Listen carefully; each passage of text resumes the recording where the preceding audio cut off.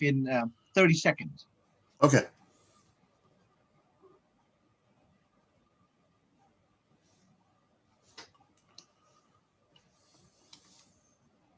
Okay, Mike, we are on.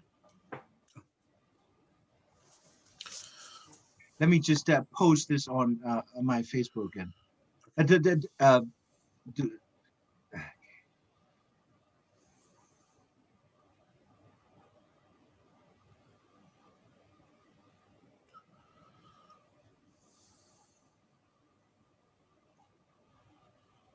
Good morning, everybody, and good afternoon if you're in Southeast Asia. I am Zarni. I'm hosting the FORSEA dialogue on democratic struggles across Southeast Asia. I've got a distinct pleasure to have my old friend and a very distinguished Burma scholar, Professor Michael Charney, of the School of Oriental and African Studies. He's also a board member of our Southeast Asia Academic and Activist Network, FORSEA. Welcome, Mike. Oh, thank you. Thank you for having me, Charney. Yeah. So we are to talk about, the coup that took place yesterday that apparently has, in quotes, shocked the world. That was the leads, or one of the lead stories yesterday, headline news. And I think yesterday, the new U.S. President Joe Biden issued a statement saying that his administration is reviewing Burma policy with respect to the sanctions, because of the coup. Can you walk us through how we got here? Because we've been told, the world has been told that Burma was an extraordinary example of how authoritarian regimes transform itself into a democracy that could be emulated, according to Obama, by regimes like Iran or North Korea. How do we get here? Well, first, can I preface this? There's been a lot of conversations in the past 2 days, yesterday and today, and there's a lot of motion and people take things. You have a lot of hit and run trolling and this kind of thing, and a lot of people are taking things at superficial levels. So I think I should preface this first, that that untangling this, deconstructing this, by no means supports what the military did or the military takeover.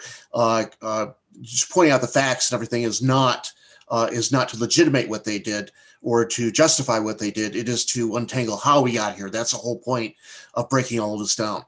So let me just stop you there. I think I saw this really nasty note directed at you specifically from one Mel Reynaud. I believe he's a French or Belgian French national, working in the NGO sector in Burma.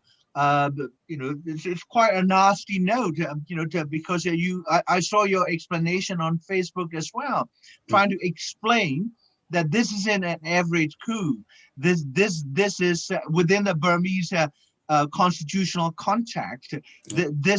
This is quote unquote constitutional and legal, and the entity, the military that staged the coup, was actually constitutionally assigned to stage a coup.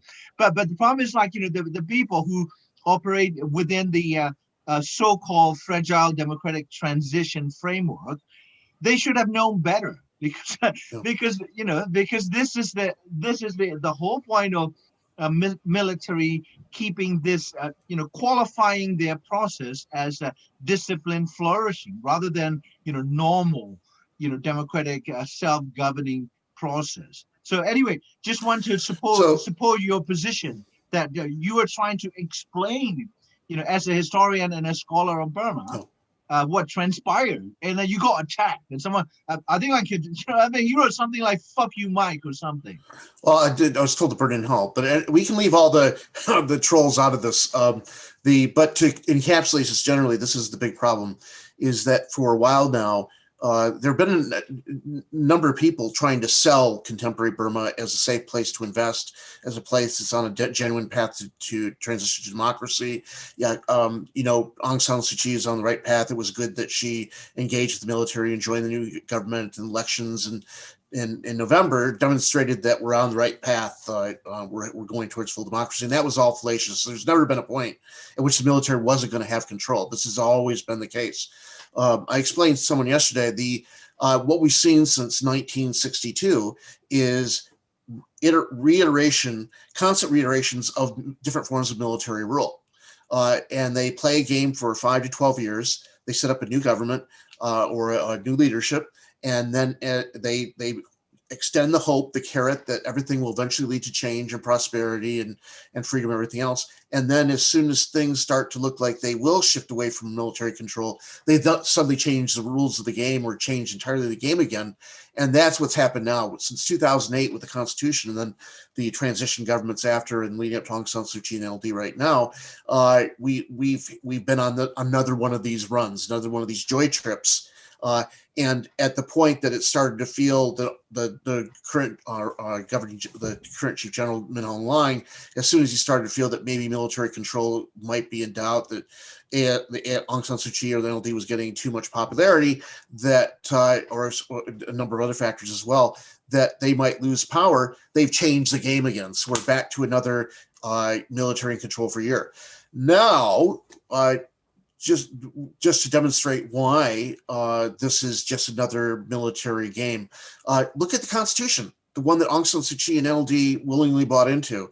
The Constitution provides for the kind of takeover that we have seen right now. This is totally according to the Constitution. And this isn't to say there's any support for that. I don't support military control. What I'm saying is don't cry about it now. Look into the Constitution. They're playing things out according to how things are spelled in the Constitution. Get informed, read the Constitution before assuming it's like the US Constitution or some other democratic constitution. This is not a coup in the same way it would be a coup in another country. It's a place where the government already had really control, and it's just it's taken a corrective step. This is not the kind of bloody revolution that you might see in another country. So this is how we got into where we are right now, is the myth that we've had a democracy in place that had any chance of evolving into something more real. And all we've seen is an expected move by the military to counter anything that would shake that game up. Yeah, I think Aung San Suu Kyi herself in Burmese language, or at least a statement attributed to her, and also verified by some of the closest co-founders of the NLD, like ex-Captain Win Thein and the NLD spokesperson and others. But apparently Suu Kyi, or Aung San Suu Kyi, the mention about the Constitution, but while she, towards the end of her, the statement attributed to her, called for the electorate to oppose the coup. Didn't specify how they should oppose it, but she definitely called on the Burmese public to oppose the military coup. But she, in that Burmese language statement, she mentioned that she was aware of the unsatisfactory, I mean that's a euphemism from my part, nature of the Constitution, because the Constitution is fundamentally and categorically anti-democratic. I mean, like we all study constitutions in different countries and the history of democratization, and the whole purpose of constitutional politics is to ensure that there are checks and balances. No individual or no institution, whether the church or the queen or the king or the commons, did not have a monopoly over a single state, right? And so the Burmese Constitution of 2008 is really antithesis of what a constitutionalist politics would be, right? Because the Constitution places the military above the law, above popular will. Yeah, and also the military, as I said earlier, qualified their kind of democracy. They call it disciplined, flourishing democracy, right? And forgive the English here, but they're basically assigned by their own constitution to be disciplinarians, right? It's very, very, like what military has been doing is actually crystal clear, very clear, that they are not interested in liberal democracy or any system that could be called a democracy at all. I think, what happened yesterday, from my perspective, is that, the Suu Kyi and NLD party veer too far from the narrow path that the military has set out for them. So they step in and, like schoolmasters, whipping the students. Well, the problem is that the military wasn't just simply caning a few bad apples that did not obey or listen, right, comply with the military's wishes. They expelled the whole school, right? I mean, that's a scenario, right? I mean, because they're serving as the regents. Yeah? They are the referee. They are the player, right? They're everything, because they don't like this game, because they cannot no longer play this game and defeat Aung San Suu Kyi in her own game. So they changed, they changed it. But why did if you and I, ordinary the scholars or in my case, activists, can see through what the military justification for this and what their strategic ends are, why aren't the entire block of Western democracies, why aren't the United Nations and why aren't other international bodies cannot see this? Why are they acting shocked? Well, most, they're not actually interested in the well-being of everyday Burmese. They're interested in larger state games and geopolitical strategies. And the big concern for Western countries is the PRC right now and the One Belt, One Road. And for Japan, it's not the population of Burma either. They're concerned about China and trying to push the free Indo-Pacific area. These larger games are being played right now. It's not about what's good for the Burmese themselves. So we will have, the other thing is that the world, because it doesn't pay a lot of attention to what's actually happening on the ground, they're happy if things are relatively stable. When things flare up like this, they don't actually have a deep understanding of what's happening. And so they hear words like coup thrown around and they're suddenly going to react. We know nobody's really going to, there's not much that's going to be done by the UN Security Council, that it'll be blocked by China or Russia. But but yes, they aren't carefully going through the Burmese of history, picking it apart and figuring out what's actually at work here. One of the big problems I find too is that you've got a fundraising machinery already in place that's built around Burma, and anytime there's an episode like this, suddenly it's seen as an opportunity to make money, and you hear the cha-ching, cha-ching, and suddenly this has been mobilized to get everybody to start donating money to some organization that's somehow going to have an impact on, and it has no impact. You just lose your money to these groups. So there are legitimate groups out there, but just be careful of the ones who come hand in hand very quickly for this. And these people, and I would say a lot of the actual NLD political supporters, both at home and abroad, they are the ones who are playing a big role right now, trying to discourage any kind of deconstruction of what's happening, any kind of debate, any type of looking at the details. Because, and I've seen this over and over again in the past 24 hours, the argument is that we can't muddy the waters with this. It's clearly bad military against good NLD and good Aung San Suu Kyi. Don't bring up the Rohingya. Don't question the constitutionality of or raise the issue of whether Aung San Suu Kyi was responsible for buying into this constitution. You can't take any type of critical note here. We have to go back to the old pre-2010, 2011 period when Aung San Suu Kyi was the liberal freedom icon for the world. And she's lost those credentials. She doesn't have those anymore. And I think that's what they're sorely missing right now. They think we're going to go back to those days and the world is all going to join together and unify bloc. It's not going to happen. Mike, sorry to interrupt. I see this double Orwellian discourse at work now. On the one hand, like what you're saying is absolutely correct. Like let's purify the Burmese civil society. Let's purify. Let's cleanse Aung San Suu Kyi of any kind of like a wrongdoing. In the Rohingya genocide, right? And as genocides are not just simply crimes of passion. They're premeditated, state-directed, and pre-planned. But no states can successfully execute genocidal policies without the popular support. That's why like propaganda became extremely crucial. Whether we're talking about Nazi Germany or the Balkans or the Rwanda or the Burmese genocide against the Rohingyas. And so that's one narrative. One is like, okay, all right, there is this like admirable pro-democracy, pro-human rights, Burmese civil society led by the iconic Aung San Suu Kyi, right? That was the old narrative. And I was part of the narrative, I worked in that movement for like, almost 15 years as a foot soldier. Now, the other the other Orwellian that's at work is here as well.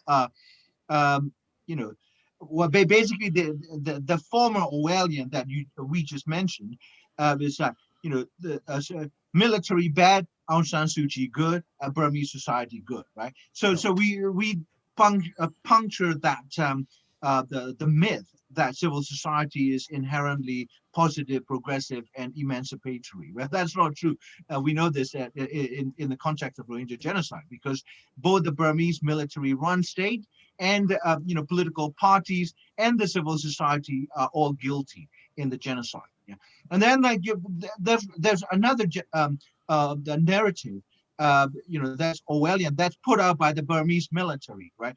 Which is that this is the coup that is, designed to protect and defend democracy.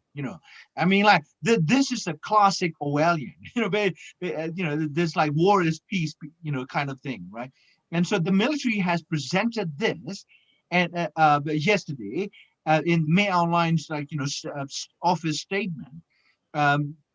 That they undertook this measure, very drastic and radical measure, because they needed to preserve the democratic transition. And Suu Kyi and NLD have become power maniac, on principle, and even anti-democrat, right? So the generals presenting themselves as defenders of the democracy, and Aung San Suu Kyi and her colleagues, whatever their complicity in the genocide, they spend years behind bars or under house arrest, right? And then these people who cried democracy for 20 years, they're presented in this Orwellian narrative coming from the commander-in-chief's office as anti-crime.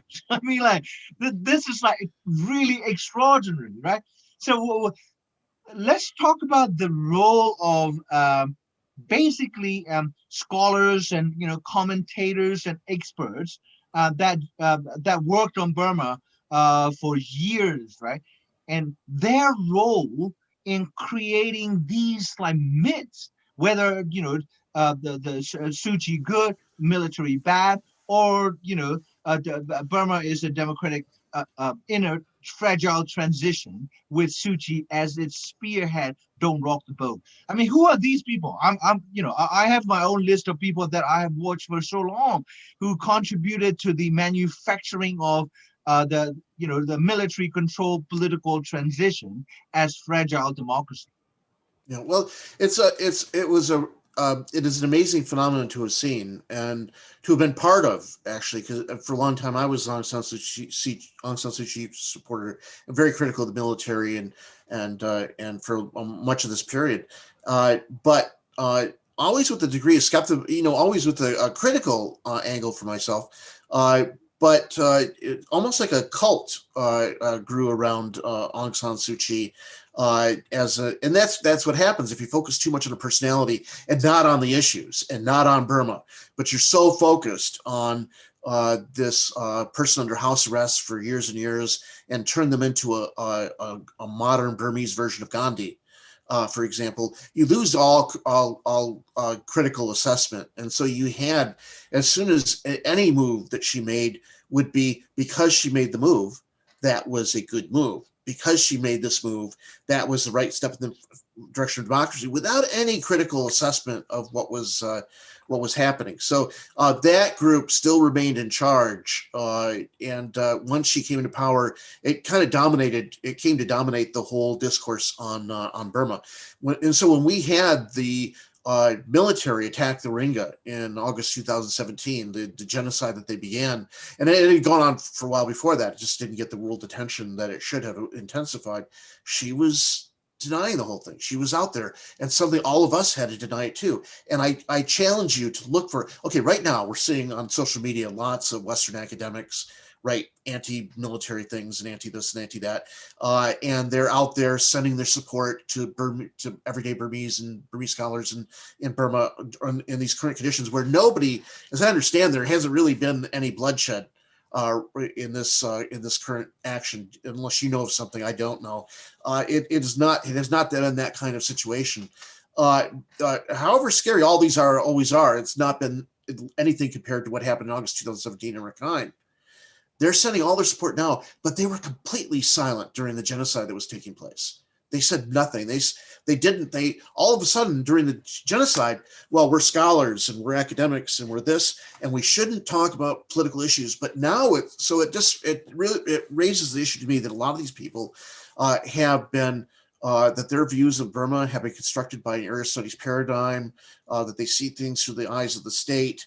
That when they think of real Burmese, they're thinking of Burmese Buddhist Bamars who dominate 62 or 63% of the population, and they don't consider anyone else in the country as equal to that group. And I would essentially say that this is largely, I would call this group racist. I would say that they would be the same thing about foreign supporters of Trump and the Proud Boys, and only we don't recognize it like that because the discourse hasn't reached that level yet. So right now we're really seeing is a large part of the discourse dominated still by Aung San Suu Kyi supporters who are very restricted in what they see as being Myanmar, what they see as being Burmese, who has rights and who does not.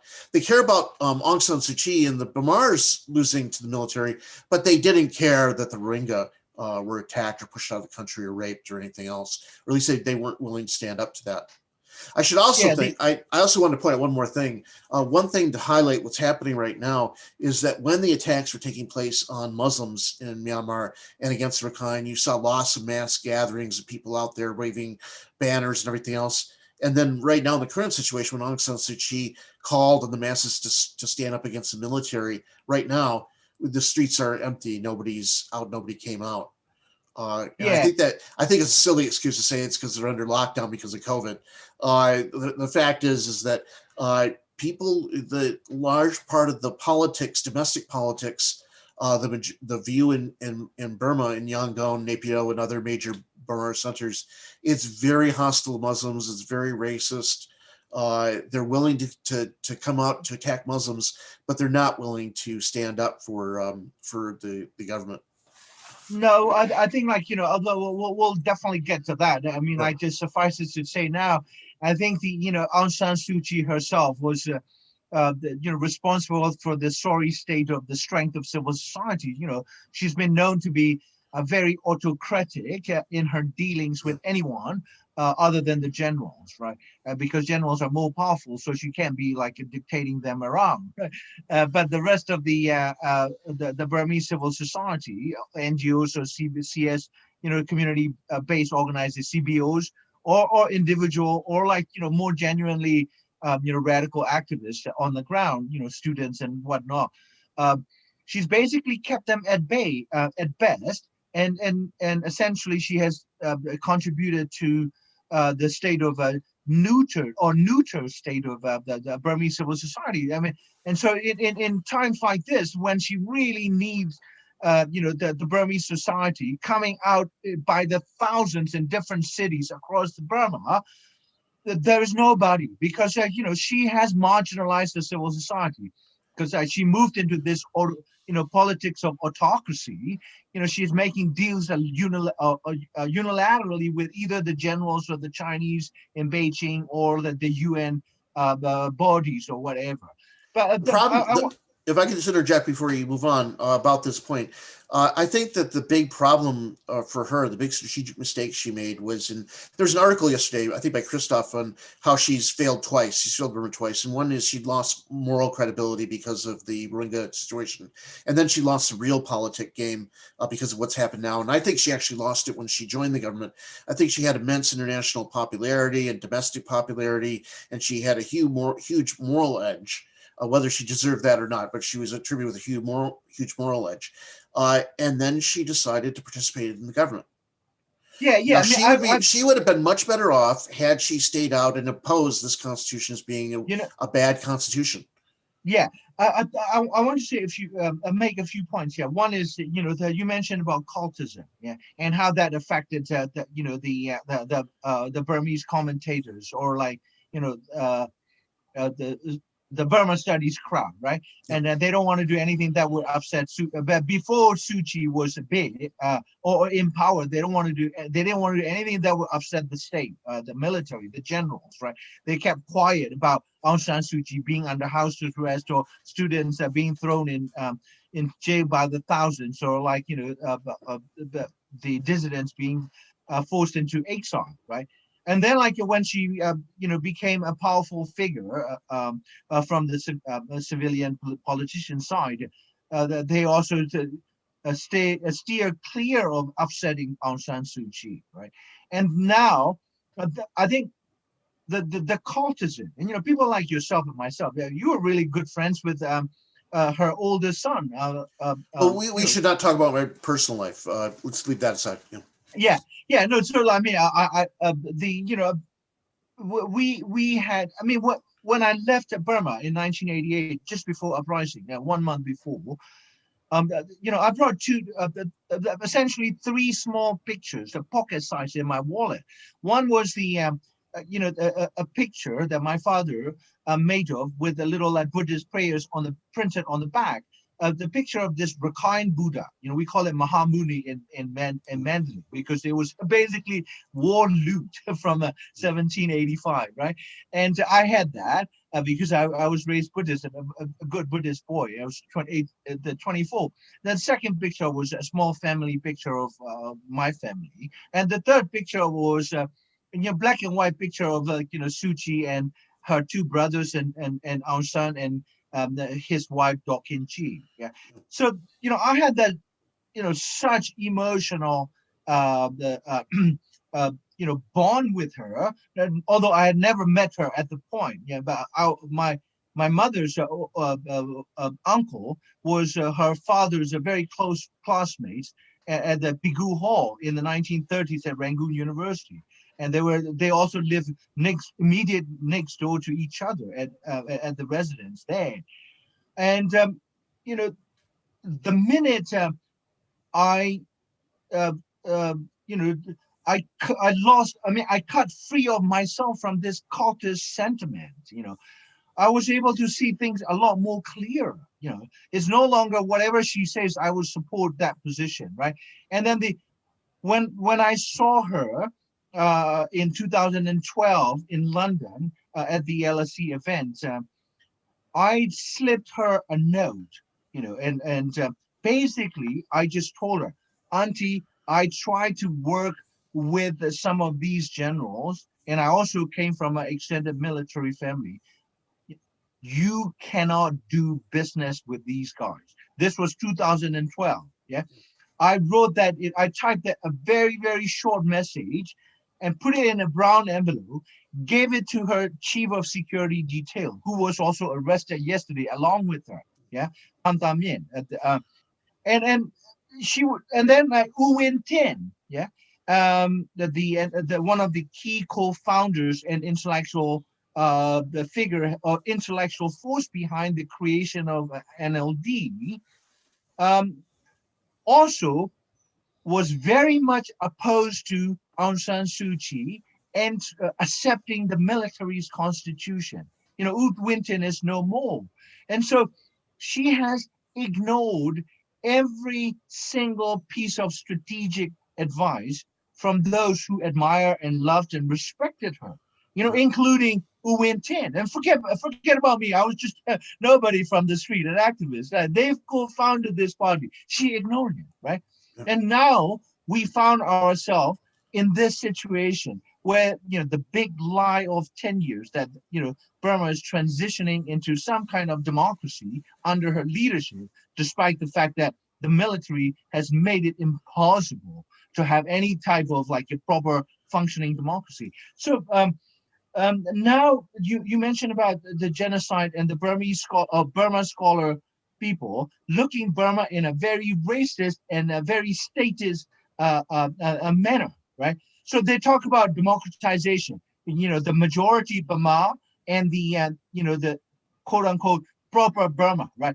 The civil war, the vicious military attacks against the Kachins or Karans or Rakhine Buddhists even don't enter into a legitimate scholarly discussion, right? No. And also like genocides also not enter into it, but that comes to reflect, that is reflected in the policy statements and condemnations coming from, say, even like, the President Biden's statement did not mention genocide, did not mention the military's attacks against other minorities. The same goes for, the Foreign Office here in UK or European Union statements, right?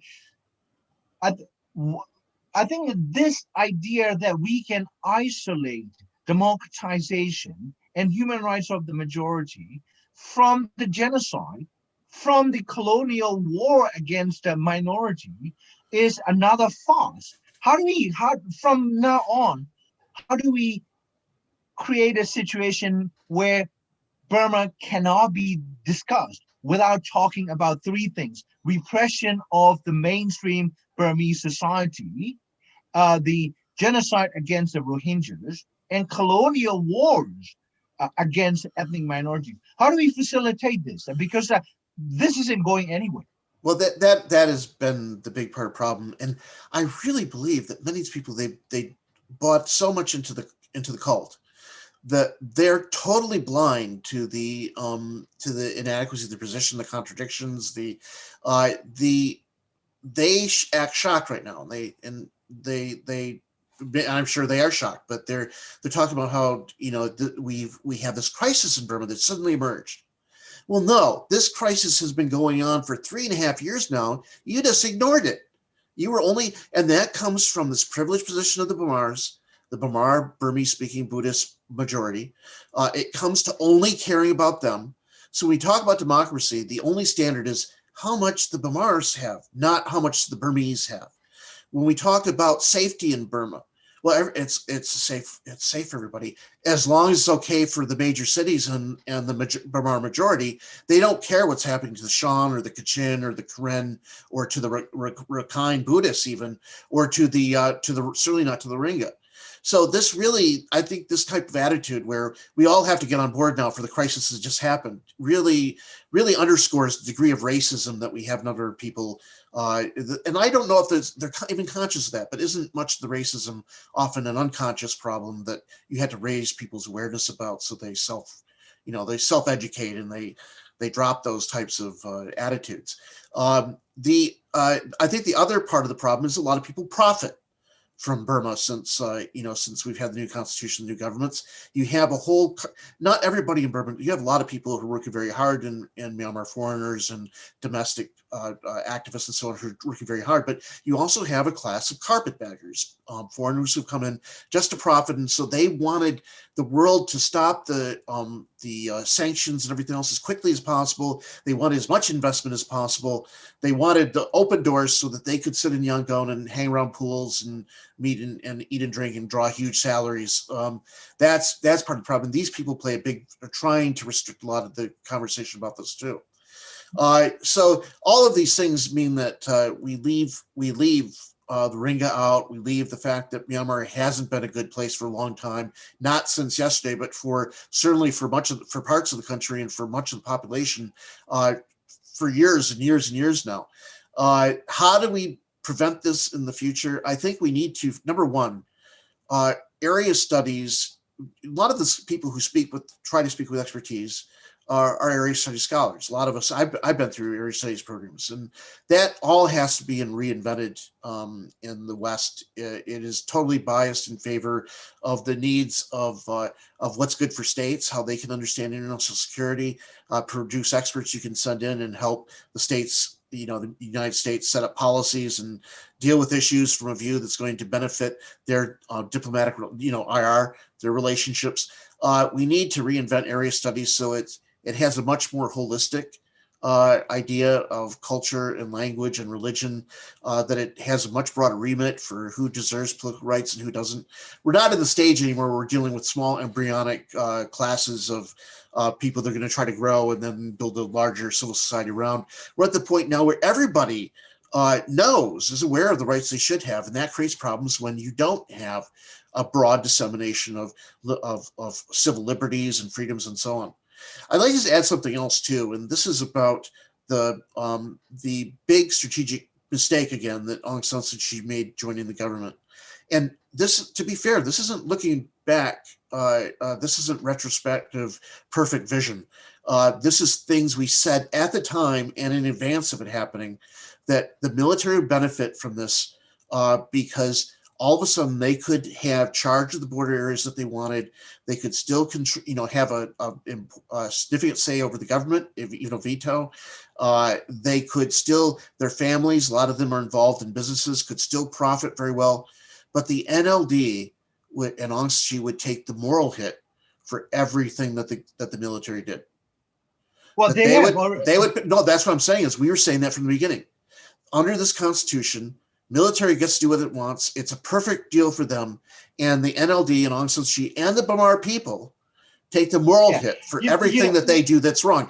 And that's been the problem. The problem with this constitution did not begin yesterday. It began from the very beginning. She should never join this. She should have stood the moral high ground. But she made a decision to go after as her route, power in which she could be very comfortable and gradually grow the democratic space and benefit very personally from them. Yeah, I mean, of all the people that we may have in mind, or we will put in different categories of, the legitimizers, like policy legitimizers and or propagandists, right? Through their writings, op-eds, commenting as TV commentators and whatnot, or policy advisors that go into foreign offices from the back door or front door, whatever. I think, she is most responsible because, she was at some point, for the longest time as an iconic figure, they're seen as someone who could walk on water, right? And it has this, impeccable moral and intellectual integrity that Aung San Suu Kyi would not lie, right? And so when she endorsed the military's big lie that they were serious about democratizing the country and reforms, I mean, right there, she was complicit. She knew that this is not something that she could live with. But you can simply make political calculations that based on prayers and wishful thinkings. But that's precisely what she ended up doing in hindsight, right? And here I want to bring us something. I think there are, Burmese and long-term area study people, that are well-known, that have taken this, very narrow-minded, statist, selective understanding of Burma. I'm going to name names because it's important. This is not out of malice or. I won't comment on individuals, but you can. Yeah, I mean, say for instance, Robert Taylor, right, and. The former the professor at SOAS. I mean, Taylor for the longest time was responsible for peddling this statist perspective. Another one is David Steinberg at Georgetown. These are people I knew personally, but they've been peddling this, Burmese statist, military's perspective. This is the only legitimate way to have to formulate a Burma policy. And everything else is periphery, whether minority armed groups or like the, the dissidents on the at the grassroots level, we all like irrelevant. What really matter is who controls the state, and then we will finesse our analyses to fit the demands of state power, right? So now, I mean, these are old gods that they are going away, but we've got new crops of Burma experts coming in, and then you talk about like their view restricted to urban centers where they could sit around and sip cocktails or do like disco or whatnot, or do like basically there's a multifold increase of Burma experts, over the last 10 years. And I'll be very honest that, at the risk of sounding arrogant here, most of what comes out of their mouth or what comes out of their tip of their pen is utter rubbish. Yeah. That's been like, that's been made respectable by the fact that they are in the media. They're quoted by New York Times and Wall Street. I mean, like, you could have people like, Pham Nhat Ui. You don't need to name them. I know these people personally. Yeah. How could a historian misunderstand Burmese history? And most important, the historical institution, which is the military, that has been playing king and kingmakers alternately, right? How could he possibly misunderstand this when he starts selling, this like a fake, discourse of the, top-down democratization by the military? I mean, I remember like, him, selling this as a baby step, using the language discourse of, perfect is the enemy of the good. And so this is not perfect. Yeah, but you need to accept it. And, Tham Nhat was a very influential figure, grandson of the late UN General Secretary, very polished speaker, and we were really close friends. And like, they were selling these. It's the Burmese as well as international scholars selling the monkey meat, for whatever their calculation. Or how could a historian misunderstand the Burmese history? I mean, like, I think that what I want to say here is that the big lie did not pop out of the sky. It was then simply the military that was able to sell this. There are so many, scholars and professional commentators, NGO. Yesterday, Human Rights Watch issued a statement condemning the coup using the term fragile democracy. Yeah, I mean, like, this is like a human rights NGO, for God's sake. You know what I mean? And I think we really need to fight this at the level of intellectual and policy analysis. That we cannot let another 30 years go repeat themselves with the same false narrative, and that at the end of another 10 year, we've got another a new Orwellian paradigm coming in. Well, if we took this from an intellectual standpoint and a field standpoint, you have to remember that there are multiple narratives of Burmese history, and it depends on whose perspective and what social group. Elites are going to see things very differently than people in the village, and people in Rakhine will see things very differently than people in Naypyidaw. A lot of the older scholars that you mentioned, to just speak about that field, were political scientists, and they came out of political science at a time when the state was it. That was the state paradigm was triumphant. State is coming back. Actually, state has trumped the human rights paradigm. Yeah, thanks to COVID. Well, it was already starting, but COVID helped a lot. COVID is the state's best friend. In any case, so they looked at things, and a lot of these older scholars see things entirely through the state. The younger scholars, it depends on. I would say that actually, I don't like to use Burma studies because that goes back to a very narrow group that are all built around Aung San Suu Kyi and anyway, the thing is, but people who are involved in analyzing Burma, who don't do things just through Burma studies, but they do things from political science and IR and other things, and Burma is just one of a number of different places they look at. The field has grown, that intersection on Myanmar has grown much, much richer. So we have multiple groups, and that's been one of the better things, is that it's possible now for some people to have a more critical approach without being totally left out of every conference and association workshop and everything else. In the old practice was, if you deviate at all from the standard narrative of the cult, you aren't you aren't included in the conversation, and that's changed a little bit, although you still see efforts to try to silence that kind of criticism.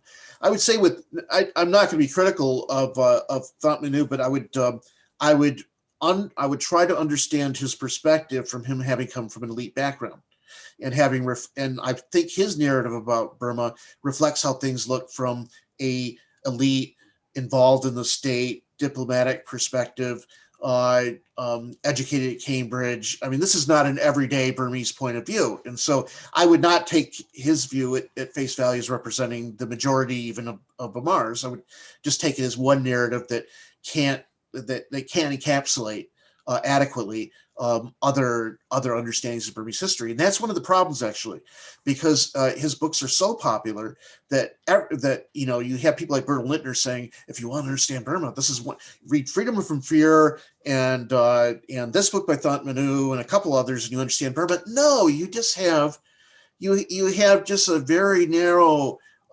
glimpse at what is necessary to understand the complicated world that Burmese politics and history and everything else is.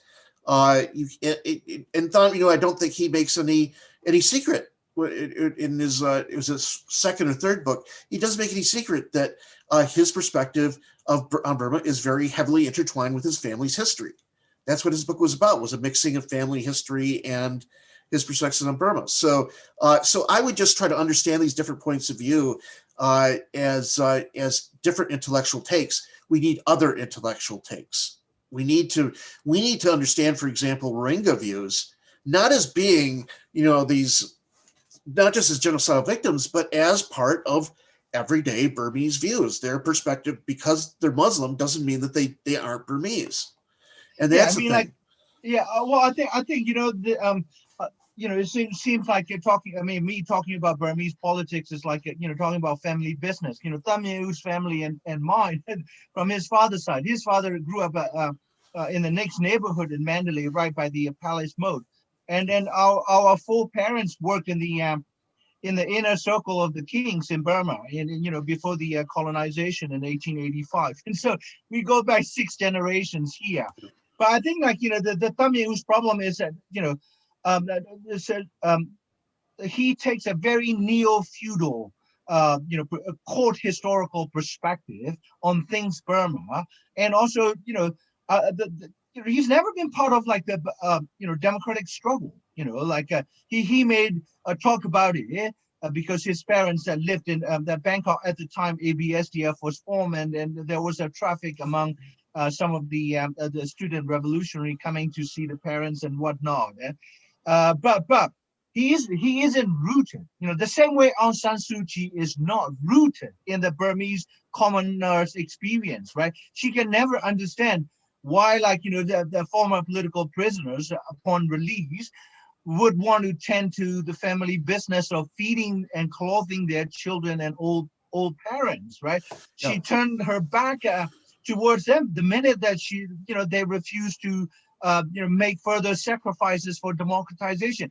These are not, like you said, neither Aung San Suu Kyi nor Thein Sein can speak for Burma. I mean, this may sound shocking. That's part of the problem of perspective with Aung San Suu Kyi, and that's why I wish people abroad who just keep on part of Aung San Suu Kyi that they just realize that she's not Burma, and she doesn't represent most Burmese.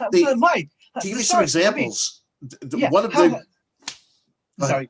No. Carry on. Oh, I was going to say one of the outcomes of this is that she doesn't understand what everyday Burmese and everyday Burmese civil societies go through. And so it hasn't bothered her when journalists have been arrested or civil societies have been cowed into not dealing with certain subjects, or that civil liberties for everyday people have been rolled back, because she, as part of the elite group, has never suffered from those things. She's never been constrained. She doesn't understand. In terms of everyday wealth, right? So when I think maybe you were starting to hint at that, there was a point when she was telling civil servants who were going to Naypyidaw when it was first being built to tighten their belt and deal with the low wages, where she's never had to do that. She's lauded with presents and free gifts, and throughout her time abroad, the Burmese embassies everywhere she went took care of her as the daughter of the national founder. Yeah, well, look, I mean, she is basically, she's cut from the same elite, cloth as thumbnail as generals in Burma today. Yeah, and except that these two, and in particular, let's focus on how thumbnail is less important in the grander scheme of things. Suu Kyi never struggled to feed her children. Her children are basically trust fund children. They had enough money to survive, or like they've got other trade, right? And then herself, this is a woman. I mean, again, like zero malice here on my part. Factually speaking, how many Burmese dissidents were put under house arrest during which they play Beethoven and listen to Desert Island? Beethoven on piano, right? I mean, like, so so we have a serious problem that the leading spokespersons of Burmese affairs or state affairs or democracy or like civil society have nothing in common with the people for whom they say they're fighting for. And by the same token, we have a situation of entire assemblage of Burma scholars and experts who frown upon, if not deride, scholars on the ground that may be directly involved, who may get their hands dirty, in the struggle, and then there's another layer of usurpation of the voices, and then a few select quotes by the dissident scholars may be used when they suit the agenda of the Foreign Office in London or State Department in Washington, but they're never really listened to, and if you're listened to, because what you are saying supports or advances a policy objective, not because what you're saying has inherent political inherent intellectual and analytical value. And so there's this thing happening within the domain of knowledge production. People who are not properly professorial or academic attached to the academic institutions, they are dismissed out of hand. Whereas in fact, people who sip tea and fly in for 3 months and come back out and write a book, and their words become authoritative. How do we tackle this issue? Because we're in the area of decolonizing knowledge, and we have this colonial situation in the Burma knowledge production industry. Well, one of the problems with decolonization, and decolonization, I agree with a lot of principles, but the way it's too simplistic, and it views only, we need to go for indigenous views as opposed to Western views. And actually, the problem is the indigenous views that are often accessed are also elite views within their own country. They have their own internal colonialism. So I think what we need to do is we need to bring more ethnic minority speakers who aren't necessarily elite, right? So ex-Sawas or something. We need to bring in a wider economic, social, and ethnic cross-section of Burmese society. We need to access their views and make them as accessible as possible, find ways that they can have a voice, find a voice for everyday agriculturalists and so on. These are the people who are left out. If all we do is we just juggle between outside experts who happen to pop in and Burmese elites who are part of the government. So many of these Burmese experts they ask, I've seen so many things where it's not naming names, but almost in every case they're this advisor to the government, or they're in this ministry. There are so many other voices. Why are you going just to government employees? I mean, of course you're going to get a pro-state point of view when you go to those.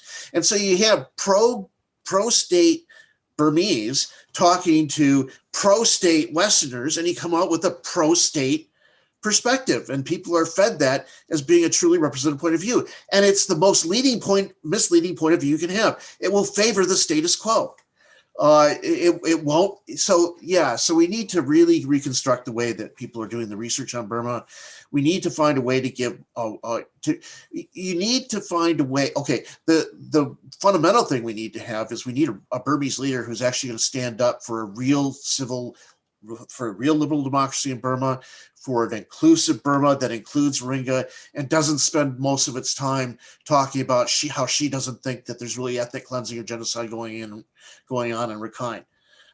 We need to grow a real intellectual class around what exists right now, but is suppressed, that's not dominated in a hierarchy-like fashion, authoritarian-like fashion by people like Aung San Suu Kyi. We need to have people who, everyday Burmese intellectuals, who can have the speaker as well, the platform as well. These are the things. So this will only come if we come up with a new constitution and the military is pushed out of control and we have a leader who's interested in more than building up her own cult of personality. Yeah, I mean, this is actually, if there is to be a silver lining, yeah, that silver lining has to be one, the burial of this big lie that Burma is moving in the democratic direction. That's proven wrong yesterday after 10 years for some of us screaming foul about this, yeah. From the margins. And then the other one is that I think there has to be revival of civil society movements, yeah. And I don't mean civil society as in like a list of NGOs and CBO that you can go to get signatures for certain statements that Western NGOs drafted, right? And I mean organic civil society that do not simply parrot the language of sustainable development or like gender equality. You know what I mean? Like, that's deracinated so that we don't have them biased against, like, how can you have a real civil society group that's focused on civil liberties that openly says they hate Muslims? I mean, give me a break. We need something. Yeah. Okay. Please go ahead. Sorry. Yeah. It's very offensive what they do. I know. I'm just saying that I think like, organic civil society, with this kind of progressive orientation, you cannot, I mean, civil society can be good and bad, I mean, like civil society was involved in Nazi genocide, the same way the Burmese civil society of Buddhist majority have been cheerleading the Rohingya genocide, right? And then so I think, so I mean, I brought this up because like, because we are going to enter a new phase of opposition movement building. And there is going to be money, yeah, because like the China factor will always be there. So there'll be Western in quotes donors coming in wanting to support pro Aung San Suu Kyi civil society movements, right? And they're going to so that money has to come with certain ideological orientation. That money has to support not just simply everyone who claims to be a civil society actor, but the one that really embrace the inclusive vision of what post Aung San Suu Kyi, post military Burma is going to look like. And otherwise we're going to just repeat the same thing. The civil society actors will be in quotes discovered and adopted and paraded around in Western fora where they will be presented as spokesperson, right? Because another type of like misrepresentation of Burma, urbanite Burmese speaking for the entire country with a very narrow democratic pro human rights vision. That's why I think that international funders and international organizations, they need to find grassroots organizations, people who've already been struggling in very adverse conditions before, that have a track record of promoting the kinds of, because believe, like you're saying, I think actually what's going to happen as soon as this money's available, suddenly all these people are suddenly going to be interested in civil rights and suddenly we need to have tolerance, but only because the money's available. When the money disappears, then so do those intentions that they have. There are enough, if you look hard enough, there are enough people in Burma who are already doing the right thing at all different levels that you can look and find the legitimate ones right now and empower them. Now, don't tell them what to do, but empower them on the track that they're trying to take in the right direction. Yeah, I mean, like so far what I've seen is this, like, ticking the NGO boxes, right? And then the donors come in with their own agenda. If they talk to you, that's to legitimize their perspective, not to incorporate your the perspective into their analyses and priorities. So that's why, the donor speakers always our partners, right? I mean, you can't have partnership when the power relations so unequal, right? You can yank their chains the minute you say, like, oh, we may have to cut your funding, or we're going to stop the funding, and that's when you show who's the boss. Right, and it'll make things more effective if they work through pre-existing grassroots leaders. What I like to point out, but what I think is effective to point out is, after years and years and years of this kind of investment in civil societies, according to the old model, we had all the Islamic phobia and racist crowds and everything. Where was this new group that they were trying to develop earlier, who would fight for civil liberties for everybody? They didn't exist. So where did all that funding go for all those years? What did all those programs result in? Nothing. Yeah. So this time it has to be effective. Yeah. The one final question to you. I mean, you have trained over the last 20, 25 years, trained so many young Southeast Asian scholars, and including Burmese, right? What's your advice to them, in terms of going forward as say knowledge workers, intellectuals, for lack of a better term? I think the most important thing is not to promote a particular agenda, except so far as you get Burmese to look critically at all the issues and always criticize the government and avoid this kind of cult of personality. Don't be political in your constructions of history so it suits the powers that be, because a lot of the histories we have done that. Always be critical and raise questions, and certainly the one thing I would advocate people pursue is that they pursue tolerance and the promotion of civil liberties, and a different idea of what Burma is. They can decide what Burma is, but it can't be narrowly fixated on the Burmar Buddhist Burmese speakers. Myanmar is not going to survive if it has such a narrow colonial remit about its country and its culture and its civilization now. Yeah, my own experience is to use the academic jargon, we need to decenter the Burmese identity, and we need to decenter the state. Reimagine it. We exactly. We have to erase the center peripheral perspective, and also I think the gravest sin an intellectual or a scholar can make is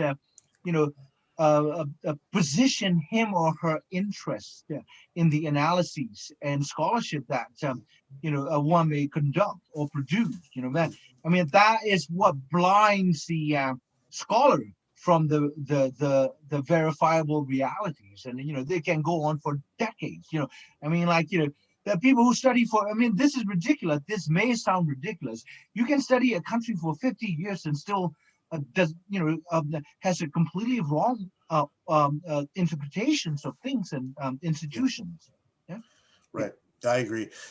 So I have another appointment, so I'm going to thank you for having me. Yeah, thanks so much. This has been very stimulating, and we will continue. We have this democratization talk on the Thailand and Burma and Cambodia. I think on the 8th of February, the two of us. Yeah. I'll see you then. Thanks so much, Mike. This has been very, very stimulating. Thanks, Dr. Zarni.